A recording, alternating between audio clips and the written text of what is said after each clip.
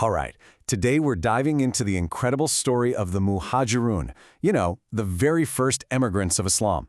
We're going to explore the powerful virtues that really defined this group of people who made one of the most pivotal journeys in all of history. But first, let's start with a question that really gets to the heart of this whole story. Seriously, what makes someone leave everything behind just for an idea? Your home, your money, your family, all for a belief in your heart. That's the core question we're going to unpack today. So, to really understand their character, you first have to understand the event that shaped them. That great migration, the Hijrah. So who were the Muhaajiroon exactly? Well, they were the earliest Muslims who took on this incredibly dangerous journey, leaving their homes in Mecca for Al-Madeenah. And let's be really clear here, this wasn't some trip for a better job or more opportunity. No, this was an escape. They were running from persecution, and they were trying to build a whole new community from the ground up. And look, it's impossible to overstate just how huge this event was. The Hijrah is considered the single most important moment in Islamic history. Think about it. Before the Hijrah, the Muslims were this small, persecuted group. After it, they became a community, a real society. It was quite literally the birth of a new era. So what was it that drove them? What were those inner qualities that fueled such a monumental journey?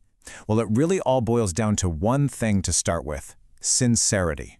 The Quran itself tells us exactly what their motivation was, and it's crystal clear. This verse points out that they weren't after power or money. Nope. Their goal was simple: to seek God's favor and to please Him. And then the verse wraps up by calling them the truthful.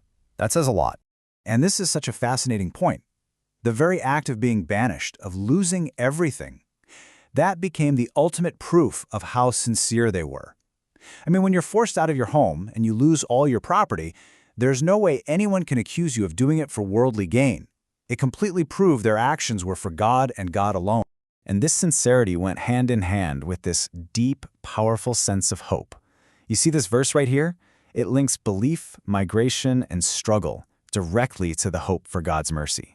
So it wasn't about getting some kind of guarantee of an easy life now. It was about this unshakable hope for a reward that's way beyond anything this world has to offer.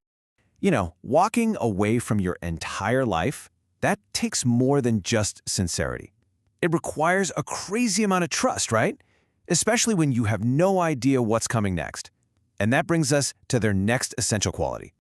So right here, the Quran praises the Muhaajiroon for two things that are totally linked: patience and trust. They were patient through unbelievable hardship, and that patience came from a deep, solid trust in God's plan. They just kept going because they knew they weren't on their own. This idea of trust, it actually has a special name in Islam, at-tawakkul. And it's not about just sitting back and letting things happen. No, it's an active reliance.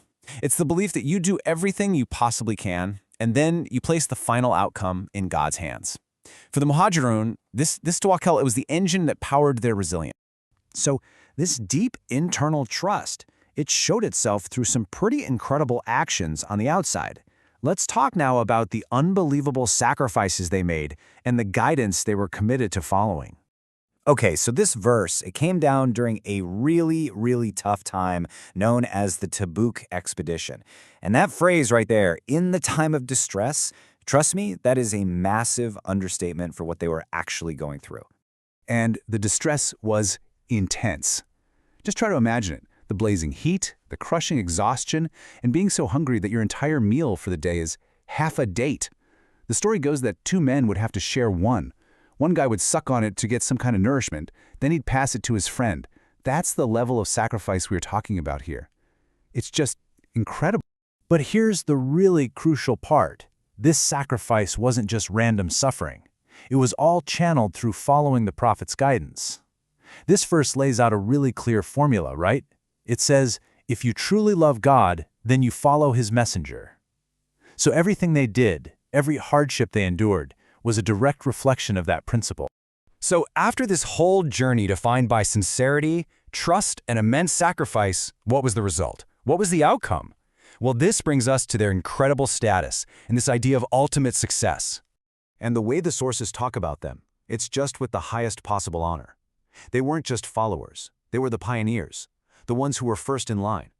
They were promised this incredibly high rank and maybe the most beautiful part of all, a relationship where God was pleased with them and they were pleased with him. This verse here is like the perfect summary. It pulls together belief, migration, and striving with their money and their lives. And what's the result? It says they are far higher in degree with God. And then it gives them that ultimate title. They are the successful. But we have to ask, what does successful actually mean here? Because it's a very specific definition. It has nothing to do with winning battles or getting rich. No, ultimate success here is defined in purely spiritual terms, getting into paradise and being saved from the hellfire. It's a total reimagining of what victory even is. And that really leaves us with something to think about, doesn't it? The story of the Muhaajiroon, yeah, it's a historical event, but the qualities it brings to light, sincerity, trust, sacrifice, perseverance, those are absolutely timeless. It kind of makes you wonder, right? What are the common threads, the shared virtues that you find in all great journeys of conviction, whether they happened yesterday or 1,000 years ago?